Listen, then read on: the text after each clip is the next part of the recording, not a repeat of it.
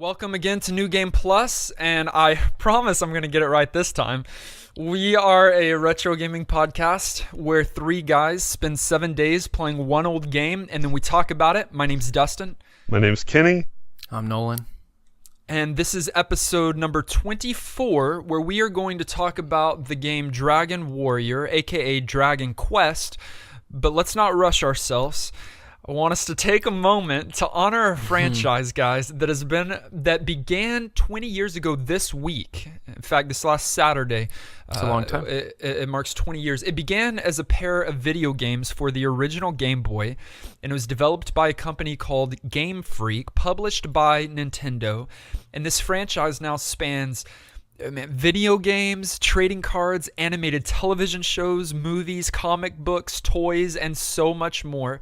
It is the second most successful and lucrative video game-based franchise in the entire world, only second to the Mario franchise. That's right, we are here today at the start of this podcast going to honor the legendary game Pokemon. Best game. That's not true, but I love Pokemon. It's a great game. Nolan, you grew up playing it? I did. I received a copy of Pokemon Red when it came out and started collecting trading cards after that, and I still play it to this day. Kenny, was it something that you spent much time playing? No, it wasn't. I wasn't ever that kid who was a big one on that franchise. I should have been. I'm absolutely nerdy enough to have collected cards and the whole thing, but didn't. And I'm really not making a joke, but I do think it was probably right after. I don't think you were in that age, No, I think I was slightly older than Good burn, than when Dustin. it really. No, that really wasn't a burn. Don't make it something that it wasn't. Dude. Nolan already feels old for the game having been out that long, and then I'm too old Right. to have appreciated it. Yeah. I'm kind of an old man, I know. I played it some. I got red, and then I think my brother got blue, and so we were able to play both of them. Not like there is much difference between those original two, but watch some of the animated series. My wife can sing the entire theme song, so that's impressive. Yeah, I've heard it. It's pretty good. It's not bad. You've heard her rendition of it. Yeah. But obviously, a successful franchise at the 20-year mark, they're doing a lot of huge things to celebrate that, and I just thought that it would be necessary for us to mention it. Yeah, I mean, retro for sure. gaming, Shout out. I mean, that fits. What a successful game and series. they're announcing the next installment in the series tomorrow, I think, as of this recording. Really? 2 new games, Sun and Moon, are the versions that have leaked, supposedly. That will be huge. Yes. Crazy. That's exciting. Well, with that, Nolan, are they going to have a whole new slew of monsters, 160 new Pokemon? It seems like, yeah, it would be a new generation, Probably. unless it's a code name for a remake. But Right. They just remade Ruby. That was 3rd gen, so I don't see them remaking 4th. Goodness. Let's be real. Part of why they've done so well is because they know how to continue milking their franchise and merchandising and doing new things and re-releasing, and so they'll continue that trend for as long as people will let them. But it has been very, very successful. There's been a lot of great monsters that they have created. We've got Pikachu and Gengar, and we've even got Bulbasaur, and those original starters, Squirtle and Charmander, and you've got a lot of poor monsters in there as well, but none of them are as scary and as powerful as the great Dragon Lord of Legend and of our retro video game of the week, Dragon Warrior, Dragon Quest. Overview. Terrible segue, but I'm glad we're talking about this game now, because All right, let's clear up some confusion about the title. So, do it, Nolan. people who listened last week know that I like this game. They're not surprised. Okay. Yeah, so Nolan, why? Let's clear up the confusion. Okay. So, Dragon Quest is the Japanese title of the game that we played this week. And it came out in 1986 in Japan, so they got this game first, called Dragon Quest. We played Dragon Warrior, which was the US version that was released for the NES in 1989. Which was wise, since we don't speak Japanese. Yes, I would this game would have been even harder for me if I had to play it in Japanese. So some of you might say, well, I have seen Dragon Quest in the US, and that's because in 2003, Square Enix pushed for a trademark in the US so they can start calling it Dragon Quest. So all future installments to this series will be called Dragon Quest, and I believe it's retroactive. So this game, Dragon Warrior, if it's called Dragon Quest, that's still right. It's the same game. It'll always be Dragon Warrior in my heart, but that's just because I grew up playing this game and loved it. The reason for that title difference, funny enough, is that there was a role-playing game much like Dungeons and Dragons called Dragon Quest with no space, and I guess they were shying away from like infringing on that title or getting in trouble for that or something, but their lawyers told them it would be wise. So let's get into what the game is. Dragon Warrior is an RPG, and like I said, it came out on the NES, and I want to draw our attention to how old this game is. It's a very early RPG. It came out before Final Fantasy. Yeah, it's one of the probably earliest NES games that we've played. Except maybe like ports that were on things beforehand. Right. And so it's an RPG. At first glance, it just looks like your standard formula for an RPG. You've got your semi-top-down view of your character. You've got a world map that you can traverse, and you've got random encounter battles. These are a little unique, and we'll get into that. And you've got the graphics that you would typically see, so like Final Fantasy-esque graphics.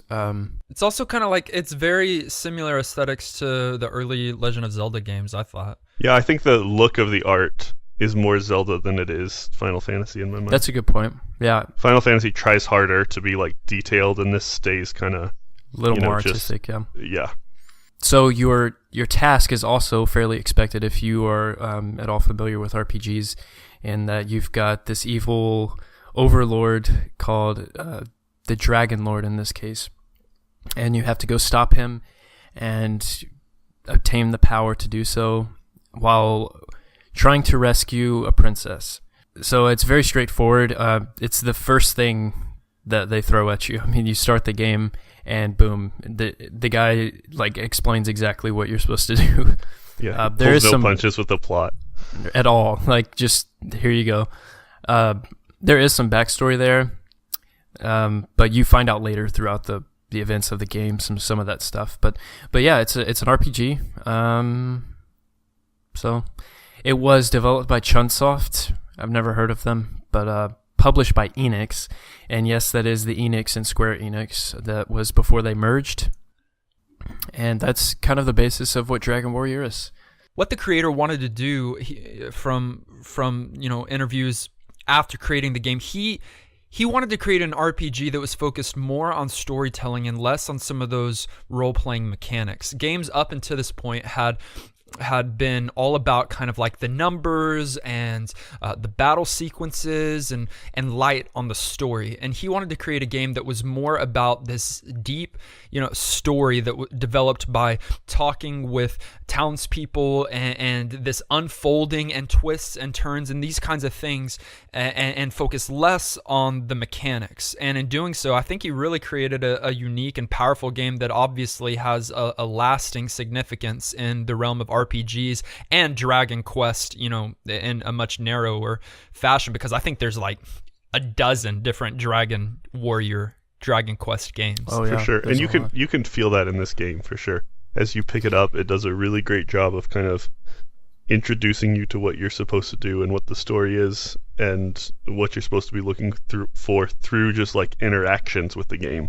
It's not like telling you these things or holding your hand. You're kind of thrust into this world, and then as you talk to people and as you explore that story in the world and the things that you have to discover kind of unfold sort of organically, and they did a really good job of folding that in. It does say a lot that this game came out before Final Fantasy, for me at least. It does. I mean, it's all there. It's just, it was before Final Fantasy, so for me that was a big deal. So let's talk about our unique experiences with the game, because I would love to know what you guys did, what kind of characters you developed, and not like you have much freedom there, but let's talk about gameplay specifics. Gameplay. First of all, what did you name your character? You get to name your character. You get to develop them yourselves. I know you guys invested a lot of time coming up with some brilliant names. Kenny, what name did you give your character? It's a little sad. I normally take like character naming pretty seriously, but I was sitting down doing my first playthrough and had a friend over, and their name starts with G, and so my character this playthrough in honor of them was named Gfunk. So that's I say that to my shame, but was kind of funny watching that like as a character's name in battles and everything. That's a thought out name. I can't imagine anyone would be like less thoughtful than that. Kenny. I know. No, but like I understand like you're wanting to like shout out to my friend who's here whose name starts with a G, but his last name's not Funk, right? I mean, like no. You just thought the best thing to put after his first initial is Funk? Yeah, it's not news to everybody that I'm kind of a dork. But I know, but I expected you to go like I expected you to pull up like a I don't know. Would you have liked Elvish... G Money better? No, I thought you'd pull up an Elvish like name dictionary online and come up with something deep and really go immersive in this game, not name your character G-Funk. Nah. G-Flex would have been the better thing to go Disagree. I got you. Bad Nolan. all the way around. Nolan, what'd you name yourself? Well, I named myself Nolan. Like your character is named the same name as you? Like my character's name is Nolan. That's not super G-Flex. creative. I at least get points for effort. I don't know. I'm kind of disappointed in both of you guys. My character's name was Sazed. At least it's not G-Flex. I know what that means, but none of our listeners do. So fill them in real quick. Yeah, some of them have read the series. It's just a book series that I'm going through again. Great books. It's not a time to pitch different kind of media right now. Let's stick to the video games. Let's take a quick book club break. But everybody read Brandon Sanderson though. As soon as you create your character and give him a good quality RPG-esque name that you stole from a book, you're placed into a world where you talk to the king immediately, get the mission, you walk outside, and you're presented with a world map. What is unique about this world map is that there are no boundaries. You can roam anywhere from the start of the game. You can go. You can theoretically go anywhere except for the final lair, the final castle, which you can actually see within just a few steps from your starting position, which kind of is just an incredible way to like stir up immediately some anxiety towards what is this? How am I going to get there? And is this my final task? I mean, that's some of that. But like you can go anywhere immediately. You can cross any bridge. You can go across any moat. You make it sound really, really, really big. You can't cross water. And the whole entire map is bound by an ocean, and that final area that you were talking about is on an island, which is why it can be close to you but still not be accessible. And so you see it, but have to figure out how to get there. Right, which is that's the story, which gets you to a point where you're able to cross that final boundary. But outside of that, you can theoretically go anywhere. What will keep you locked in a certain region or area for an amount of time is the difficulties of the random encounters that you'll face. The many random encounters that you're going to face. Lots of encounters. The many, numerous, because this game is actually called Dragon Grind. It's a game where you are grinding non-stop to get level after level. Like I'm seriously thinking, very lonely bunny meeting a whole new group of opposite sexed bunnies type grinding. That's the amount of grinding that I'm actually referring to here. Dragon Quest or Dragon Grind, the grinding. The grinding, absolutely. Yes. That was good. Here's the thing. I feel like there is a lot, but I don't know that it's more than equivalent games. Like when I think back to a playthrough of the first Final Fantasy, I think there's probably as many like creature encounters. I feel like it feels like there's more in this game though, because the variety of creatures is a little bit smaller, and because the fights themselves are less interactive, a lot more static. You're either like choosing to simply attack or like cast one basic spell, and so they tend to be a little bit repetitive, and so the game feels pretty grindy for sure. Like you're fighting again and again and again. Yeah, I see what you're saying. It's wrong. But you are kind of here's what I did. Sazed kills monsters for 2 hours, and then Sazed goes to the nearest town, buys a new weapon and a new set of armor, and then Sazed is finally able to make it to the next town without getting trounced by the random encounters. Then he slays monsters for 2 hours because he needs to go to that new town and get the upgraded weapon and get the upgraded armor, and then he goes to a cave, and then he defeats a bunch of enemies, and then he buys a new set of armor and a new weapon, and it's kind of just a wash and repeat method, which please don't misunderstand me. I'm not saying that's necessarily a bad thing. And, Kenny's already kind of defending his precious baby, and which I would too if y'all were saying anything slightly negative towards a game that I absolutely love. But I'm not saying this is a negative thing.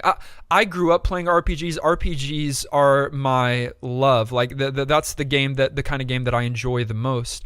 And so I'm all about a good grind every now and again. Oh yeah, me too. But I do think that this game, it was excessively excessive, and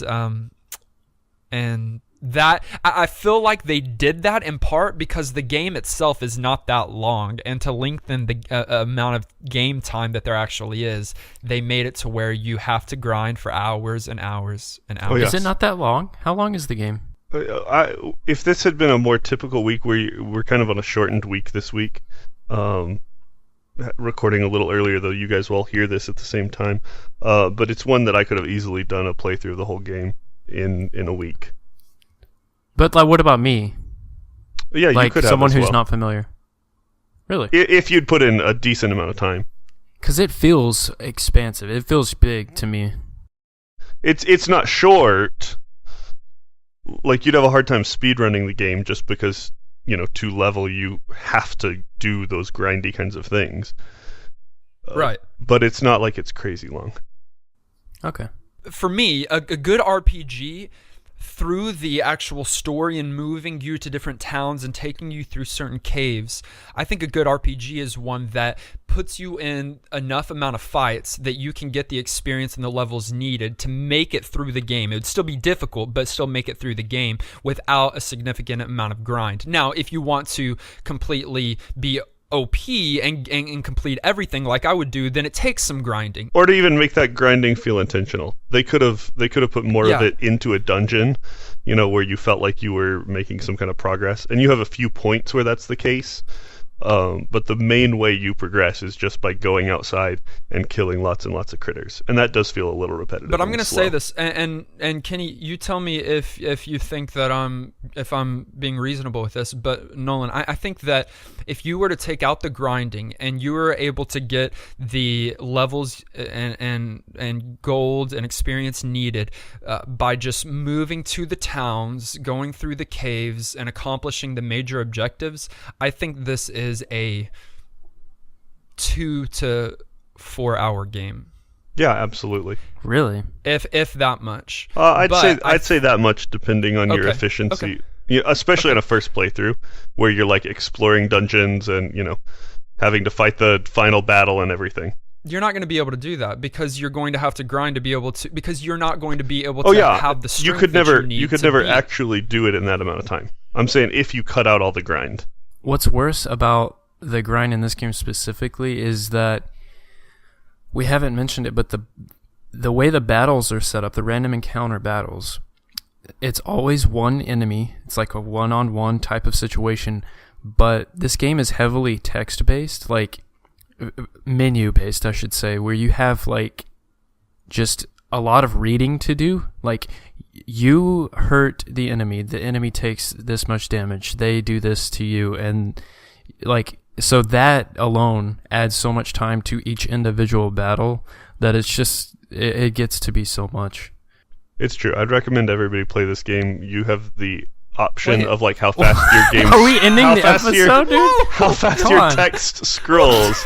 I'd recommend that everybody who is playing this game make That's sure not that what they. you said. I know. I was a Freudian It slip. was like, on that note, and That's I'm true, but done. everybody play this game. No, He's like- if you're gonna play this game, make sure you set your text scroll speed to fast, because it actually You will didn't tell me literally about save that, you Kenny. like hours You got my of your phone life. number, dude. You could have told me that. I didn't didn't know think about about This it. has been New Game Plus. All Like, right, I wasted hours of your life, So- Nolan. I'm sorry. that's okay. I won't play it anymore. you've got levels, you've got HP health points, you've got MP magic points, gold and experience and all of those are kind of your factors that you're trying to level up. You get at certain levels you get magic spells which are crucial to playing this game, not only in battle, which some spells, are able to be used in battle, if not all of them, but then some of them are going to be beneficial outside of battle. They're going to get you out of a cave quickly, they're going to get you back to town, they're going to, heal is obviously good in and outside of battle. Did you guys have a favorite spell that you tended to use often? Sleep. I used sleep in battle because it helped me out against many enemies, but one specifically is called a magician, and I found them pretty annoying. But sleep is a really good offense against battling them, so that made at least those battles and some other ones a little easier for me, because I was under equipped. I didn't have any. I didn't have many items like good Right. weapons and stuff. You don't get it until later in the game, but there's a spell just called Return that will literally just take you back to town, and I love it just The because it's a only big place time to save. saver. Yeah, you get back to the beginning where you can save your game and top off your Yeah. character and all the like functional things you need to do without trudging all the way back through this whole map and having to kill a bunch of little critters and be annoyed. So I was always really glad when I got to that point. Right. When we didn't even mention that you can only save at one point in this entire video game. You have to always go back to the castle that you started in and talk to the king, and then he will record your data. That's the only place to save. So unless you've got that spell at the end of your playtime or before you fight a serious boss or whatever it might be, you're going to be walking all the way back to that castle. You can't save in towns, and you can't save on the world map. You've got to go back to that specific castle, which is somewhat of a hassle, but at least they had a save function, because I think early on you, in fact, in the Japan version, you just had, what was it, like codes that you put in? It's like passwords, like in Mega Man, Passwords, where yeah. you would have, you put in a certain password, it will remember where you were. So that's even more annoying. Yeah. Well, let's talk about how this game's aged. Aged. I think that this game has aged, I don't want to say poorly. I think it's aged poorly. Kenny can hear you. Huh?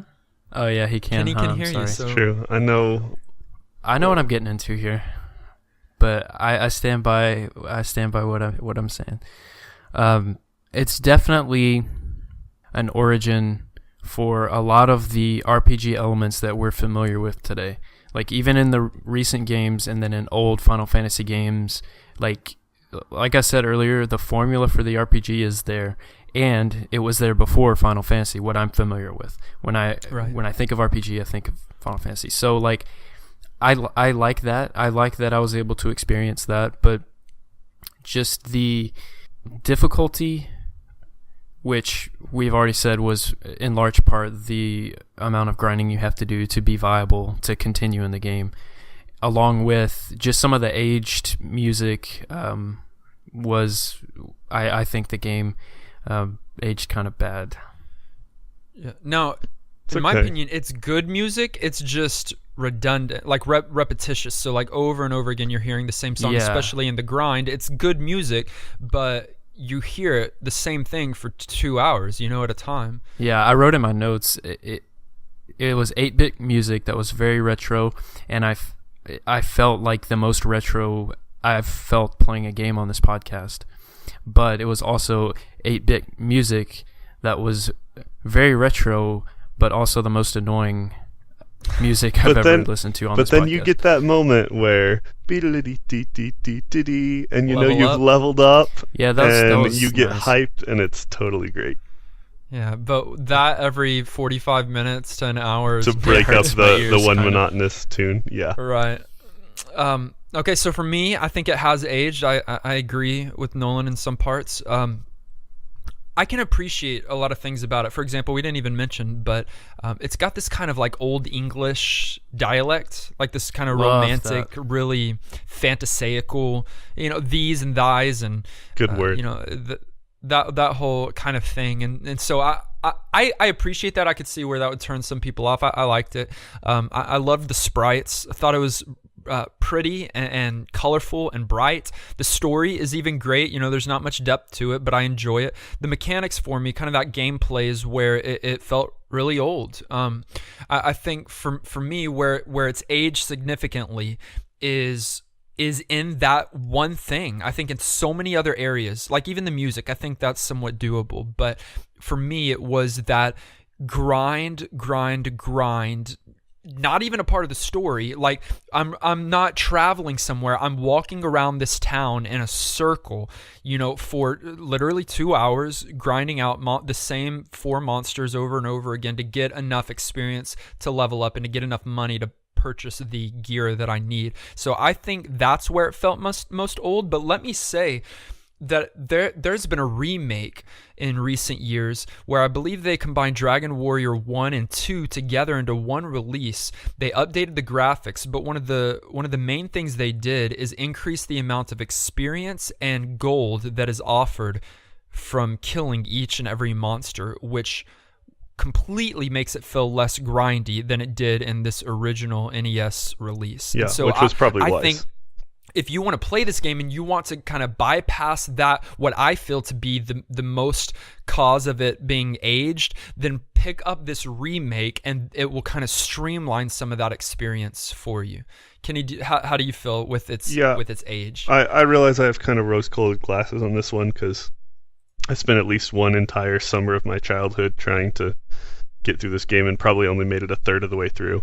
Remember, this is like a 12-hour gameplay game total if you're actually doing it right, but kids are generally dumb and bad at things. Just all the kids I live by that. Relative to adults. Yeah, we lost all of our under 13 viewers with that comment. No, so I love this game a lot. I've got lots of really, really fond memories of it, and so having to sort of separate those from thinking about it like accurately and analytically is kind of tough. But I would agree with both of you to some degree. I would say it's aged pretty well, but not perfectly. Definitely has a lot more just rote, repetitious kinds of moments than it needs to. But there's still some really cool story. There's still some really classic RPG elements. It's still a pretty game. It's a game you can pick up and learn how to play, and that sort of self-teaches the story and what your goals are, and so you don't have to, have anything but you and a controller in the game to kind of figure it out. Enough so that some of its charm is even in sort of making some discoveries about how they did things in the game, that if people did go back and play this game, I would suggest that they do it without like guides and such, because some of that discovery is the charm of the game to me. But I would say it's aged well, but is definitely an older game. It is one that you need to go into assuming that you are going to be playing a retro game, and that you're going to need to put a little bit of time into to get through some of those story elements. The final shell shock. All right, men, it's time to make the decision. Do you give it our NGP seal of approval? Meaning, would you encourage our viewers to go and pick this game up again, find it on Steam, whatever, and play it? Or would you say, man, it's a fun game, there's lots of charm to this game, but let's leave it in the past? I'm not going to give it my New Game Plus. The charm is there. I do like the graphics. They're very bright. They're not like the dark and dreary style graphics that sometimes you see in an adventure game or a game about dragons, I guess. It's definitely, you can definitely see the Zelda now that you guys have said that. I totally see that. And I like that I can appreciate where RPGs originated, and I like that I can see how they've developed since this game and how many elements have stayed in the genre. But it feels way too old to me because of the difficulty, and I feel like Final Fantasy just did everything better. So if I was going to give a New Game Plus or tell someone to go pick up a game, I would tell them to pick up Final Fantasy 1 probably. All right. So you do not give Dragon Warrior your New Game Plus seal of approval? No. Kenny, do you want to go next? Yeah, I'll jump in. Unsurprisingly to everybody, I do. Not just because of sort of fond initial memories of it, but just because I think it's a game worth playing. I'd say it probably needs to be said that I have a little bit of reservations about saying anybody should pick it up and play it. But for anybody who's a fan of that genre and who is okay with a longer game, or slightly longer game, not especially so, and a game that really does truly feel retro. You know, if you're okay with fights that are navigating some menus and not necessarily being crazy interactive, and you're okay with a game that's simple but quality and great story and those kind of things, then it's absolutely worth playing. So. I would, yeah, I'm actually going to give it my New Game Plus seal of approval because I think it's got so much charm. I think there's so much good to it that the hang-up, although it's somewhat severe, can be resolved by simply playing the remake of it. And I didn't play the remake. I watched, actually, one of our viewers, Antonin, he streamed some of his gameplay experience with Dragon Warrior this week, played the remake, and it looked good. It seemed like it felt good. It sounded good, and that bonus of increasing the amount of experience and gold, I think, will make it less grindy. I really feel like that was the major hang-up for me and would be the major hang-up for a lot of players coming into it. But I think that can be resolved by playing that remaked version of it. So I would give it my New Game Plus seal of approval with the caveat, play the remake, and I think you'll have a lot of fun doing so. We want to read a couple of emails that came into us over the week from some of our viewers in regards to this game. The first one being from Antonin, who I just mentioned. He said, "Hey guys, I enjoyed many aspects of what little Dragon Warrior I played, namely that it did not hold your hand on your quest, nor did it throw you into an indecipherable world. As a player, I had to learn what needed to be done by talking to people, whether it was information about how to use a torch to light up a cave, how bridges between continents signify an increased difficulty, or where a great hero's memorial resides." Interesting.